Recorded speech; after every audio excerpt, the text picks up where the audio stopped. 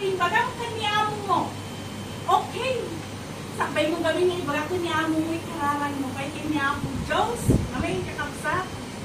Kasyan. Ako, ignayang kalian sir ko. Ni mampu, tapos gaday, ibaga kang kastoy. Nang urayan madatitirmaan basta. At least, awan iti interes na. Kasta, inaibag iti apo, itibiyag tayo, ang anak na. Nulakot, agpaidalan tayo, agpunit tayo, kanya po Diyos. That is the right timing.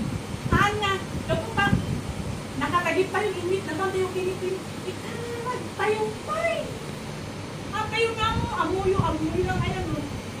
Sa mo, ay aday, magpadati, mabalin mo ito, mabalin mo ako ngayon. Kung ada, kung ada, hindi na iliklik kayo di interest. Nagdakot di interest, iti utang. So nga, ito po na itin yung kapsat niya. Right timing, kung nanay chay. Discernment of timing is the mark of wisdom. Mark of wisdom. So,